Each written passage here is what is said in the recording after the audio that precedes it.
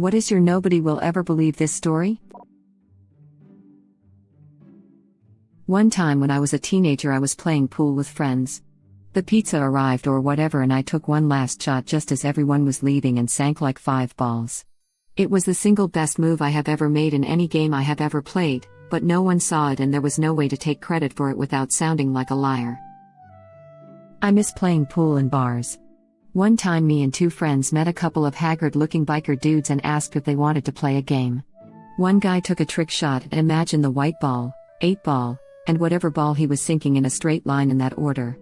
Dude managed to make the white ball jump and skip the 8 ball and perfectly sink the colored one. Looking back at it, it's probably a really common trick shot, but to us young 20-somethings it was pretty awesome. I knocked a cup of coffee off my counter and caught it and no coffee spilled out of it. Burn the witch. Crouching tiger, hidden dragon over here. Orlando Bloom winked at me once when walking past. I'm a dude. Heath Ledger was sitting in my seat on an airplane when I was about 13 on a family holiday. I knew him only from 10 Things I Hate About You at the time, and it was my favorite film ever. He was in the right seat but on the wrong plane and jumped up and ran across the tarmac. Simpler time, small airport in Spain. No one ever believes me. He was in the right seat but on the wrong plane and jumped up and ran across the tarmac. Are you sure that wasn't Tom Cruise? Jumping off a plane and running across the tarmac to jump onto another plane is something he'd do. Except I don't believe Tom Cruise would be taking public planes. Got to use those Scientology planes. Definitely a lot better than my people wouldn't believe celeb story. Was in a bookstore once and my friend, being a huge Doctor Who fan, was looking at some Doctor Who books in the sci-fi section while I looked at Star Wars books. I came around the bookcase to see what he was looking at and I started saying how boring Doctor Who is. I then started roasting particular actors who had played the Doctor. Especially Colin Baker. I was ripping into this guy and how crap of an actor he is and overacted everything and was just the worst Doctor ever. My friend and I both looked up, and standing where I had been standing 5 minutes before with this huge grin on his face was Colin effing Baker. Did you ask him what his elf eyes see? Walks very fast and had an entourage. No getting to the elf prince. Nice. Was doing a service call at an equestrian farm. I went to the bathroom in the barn to take a leak. The door was slightly ajar and the light was off. I pushed open the door and hit the light only to see a goat dressed in a fleece vest eating toilet paper off the roll. He gave me this look like to say, "WTF are you looking at?" I turned off the light and left. That's very on-brand goat behavior. Oh yes. My goat paddle boards with me. While I was getting everything set up, he was busy cleaning up all of the littered maps around the grounds. Just doing his part thanks to his love of paper. You had me at my goat paddle boards with me. Haha, yeah, he's kind of a badass. That puts him in not a regular goat category. Goats hate water. He walks through it, swims, and paddleboards. If you Google paddleboarding goat, his little news spot pops up everywhere. I saw a bird unscrew a light bulb once. Just one bird? Yep. Just one. It worked at it for a long time. Now I finally know how many birds it takes to change a light bulb. 100%, where my brain goes to every time I hear a light bulb joke. Instant flashback to childhood. Did it then do anything with the light bulb? Or the socket? Short story, birds, plus, sockets don't mix. Long story, I was 5 and we'd just moved to a new house. My mom had sent me outside to play while she unpacked stuff. The house had recessed can lighting under the eaves on the outside. There was a bird in one of the light fixtures trying to unscrew a bulb, presumably to build a nest or something, but it was in the fall. It was using its wings, feet, and body pressure to work the bulb around. I went inside like 5 times trying to get my mom to come outside to look, help me scare of the bird, help the bird or whatever. I was constantly met with the response of, my name, birds can't unscrew light bulbs, go play. It eventually got the bulb unscrewed, but the bulb flipped upside down and blocked the hole on the light fixture. Unfortunately, Birdie electrocuted itself. I went inside and told my mom, well, it got it out. Then went back to play. She laughed it off, assuming it was just part of a make-believe story or something. My dad came home. I pointed it out to him. He got the ladder, fixed the bulb and removed the body. Both parents were sad they didn't get to see a bird unscrew a light bulb. It never happened again in the 15 years we lived at that house. As a result, whenever my 4-year-old tells me I need to see something cool, I drop whatever and go look. Just in case it's a bird unscrewing a light bulb or something. Lol. Edit. I wrote this below, but whoa, this blew up more than I expected overnight. Thanks for all the karma and my first ever Reddit rewards. Adding it here, too. I thought I'd address some of the frequent questions/comments. 1. What type of bird?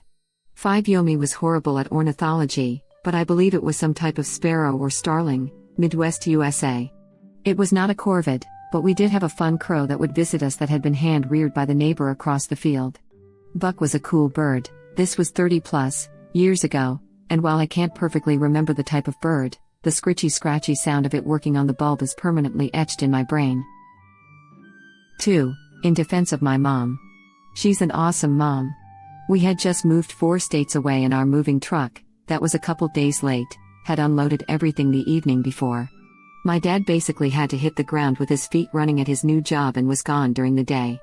My mom was left dealing with a lonely 5-year-old and a surly preteen who had just moved away from their close-knit neighborhood with a lot of friends to the middle of the country in a new state with no kids nearby. It was a super stressful time for her, I'm sure, as she had also moved away from her friends and support system. As a parent now, I can't imagine how that felt for her. Plus, birds can't unscrew light bulbs, right? Smiley face. We laugh about it now. She's also really quick to drop whatever and check out things her grandkids think are cool. Even if it's just a clump of lint that literally looks like a dust bunny. I've made it very clear to my kids that if they ever see any cool crap to come tell me and I'll believe them. I've also told them if any aliens, time travelers, or heroes show up to please include me in the adventure. I've seen too many movies where the parents miss out. I didn't have enough coffee yet and read the beginning of your post as I've made it very clear to my birds that if they ever see any cool crap to come tell me and I'll believe them. And immediately started contemplating if you had parrots or crows as pets. That's a sad story with a wholesome ending. Not for the bird. Wow. I was once arrested for dueling. That was the charge. Please, details, sir. He was charged being a 4th-rate duelist with a 3rd-rate deck. I went after my best friend with a knife and he came at me. The cops pulled up after about 5 minutes. We took off. They caught us. Charged with dueling. He had effed my wife. Oh wow. Must have been a crazy night, man. What does dueling get dropped to? Assuming you pleaded out to lesser charges, that is. Nope. Pled guilty to dueling. I did it. I wanted to go home. Laughing out loud, it was a misdemeanor. I got 40 hours community service. Dueling isn't a felony? That's crazy, man. Well, I hope that snake you once called your friend isn't late to his blind date with Karma. If she Karma hasn't got around to it already. It was the 80s. The 1780s? Ha ha ha, holly F, that was perfect. 40 hours community service isn't too bad, but on the other hand, he's now disqualified from holding public office in Kentucky. Pardon me. Are you Aaron Burr, sir? Mouthful of peanut butter, Owenboo you. Hell of a commercial that you remember it 28 years later. My granddad raised a crocodile in my mom's backyard pool on an island, while she was growing up. Every so often they would take him out to sea and try to release him, but a few days later he would come crawling up the local boat ramp, going home. He killed the neighbors' chickens a few times. They didn't like him so much. When he was taken into care at a crocodile park, they flew him on a plane to the mainland. He is one of the top 5 biggest crocs at his wildlife park. Edit, picture proof in my profile, crocodile, second edit, article written about Henry back in 2008. And one in 2019. Web link. I started out in the normal math class until my teacher realized I should switch to the advanced class because I got perfect scores on everything. We were just about to start the chapter about telling time when I made the switch. The advanced math class already knew how to tell time. I had all digital clocks at my house. I didn't actually learn how to tell time until I was about to start high school and thought I should learn. Don't worry, bro, I still can't sight read analog clocks. If I ever need to use one, I have to use my finger to point up to it and count the hours and minutes. I don't remember learning it in school and I missed some of second grade, so I guess that's why. I've tried to teach myself but it just never sticks, so digital it is. Dang, that's wild. I can't imagine not being able to read a clock. Like in the way we can read words. It's amazing the stuff we learn that we don't fully appreciate. My ex, American, met him in the US, and my other ex, Dutch, met him 3 years later in Argentina, work at the same office in Amsterdam. They are colleagues. I found out cause I saw a Facebook post in which they were at the same office, 2 years after me and Dutchy broke up. And I still live in Argentina. Also, some years ago, I was in a relationship with a guy. We lived together in a tiny apartment. The relationship ended in a terrible way. 4 years later, I started dating another guy. He takes me to his house. It was the apartment I used to share with my ex. And let me tell you, Buenos Aires is a huge city. You seem to have a type. It's just the same dude wearing different disguises. He's a dude playing a dude disguised as another dude. Dutchy lol. Was lying in bed watching a movie and too lazy to move. Saw a small/harmless spider drop down from a thread on the ceiling, obviously heading for the far side of my bed. Even if it wasn't venomous, I didn't want to share my bed with it, but also didn't want to move. Not thinking it'd actually do anything, I reached up my arm towards it, but still quite a few feet away, and started waving my fingers at it in annoyance. To my absolute surprise, it immediately stopped its descent and actually retracted back up its line while I was sitting there in surprise. Took me a couple of seconds to realize that my hand must have looked like the most giant freaking spider he'd ever seen, standing on its back legs and waving the front 5 in the F off or I'll wreck you dance. That is absolutely what spiders, or rather the tarantulas I keep, will do when irritated. Rear up, wave your front legs around and show you're willing to fight. That spider saw an Andre the Giant-sized other spider going square TF up bro, and he wisely said no to that. Also, fun spider fact. They're all venomous. The degree to which it affects humans is usually very mild, except in some notable species, and the spiders mostly use it for digesting prey after injection. Very cool, you speak spider now. Some gifts we don't ask for. The degree to which it affects humans is usually very mild, except in some notable species. I'm Australian, we pretty much specialize in the notable exceptions. This was some random little nothing speck of a thing that provoked only annoyance and frustration rather than the reaction/emotion some of ours would. To be honest, the entire experience was weird. It was the perfect quality of light to even be able to see what this little thing was doing, perfectly framed in a ray of light from the corner of my eye, and it was such a crazy long line for him to be dropping down from. I don't think I've even seen something like that first half of the story before. And then the ending where he retracts back up the line was so smoothly paced it was like he'd hit the up button of a piece of machinery, though I guess you could consider the spinneret like organic machinery. I snuck into the Canadian Parliament building at around 1:30 a.m. on June 27, 1998.